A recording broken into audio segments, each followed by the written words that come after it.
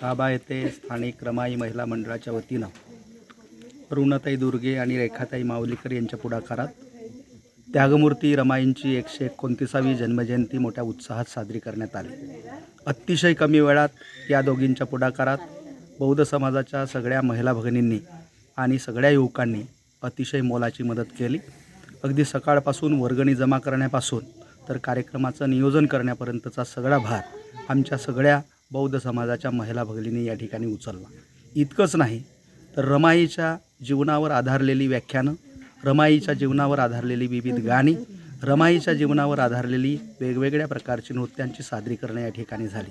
आणि खास करून नियोजनात ज्यांचा अतिशय पुढाकार होता त्याच अरुणाताई दुर्गेंनी मी रमाई बोलते हे एकपात्री सादर केलं, ते अतिशय अप्रतिम आहे।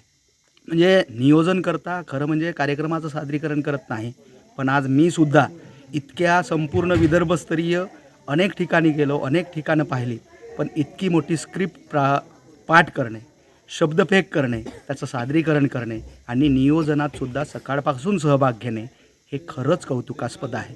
आजच्या या कार्यक्रमाची खरी उपलब्धी म्हणजे अरुणाताई दिवाकर दुर्गेसारखा आमच्या बौद्ध समाजातल्या भगिनींमध्ये एखादा कलावंत लपलेला आहे, त्याला व्यासपीठाची गरज आहे। ते व्यासपीठ या पद्धतीनं या ठिकाणी उपलब्ध झालं। आज त्यांच्या पावलावर पाऊल ठेवून या नव्या पोरी उद्या त्याच पद्धतीनं, याच सांस्कृतिक पद्धतीनं पुढं जातील। निश्चित त्यांनी तो मार्ग दाखवलेला आहे। माझी अपेक्षा आहे आजचा कार्यक्रम दुसरं काही देऊन गेला नसेल तरी या समाजाची धुरा महिलांच्या हाती गेली तर या गावात, या मोहल्ल्यात किंवा या गावाच्या संस्कृतीत, या संत नगरीमध्ये बौद्ध समाजाच्या वतीनं एक उत्तम सांस्कृतिक गोष्टीची भर पडेल आणि इथली पोरं, इथल्या पोरी महापुरुषांच्या विचारसरणीवर चालतील, त्यांना एक नवा आदर्श प्राप्त होईल आणि त्या दिशेनं हे समाजमंथन, हे परिवर्तन पुढं राहील एवढी अपेक्षा आजच्या कार्यक्रमानं प्रत्येकाच्या मनात उपलब्ध करून दिली। त्याबद्दल आयोजकांचं, खास करून महिला भगिनींचं इथे फार फार आभार मानतो।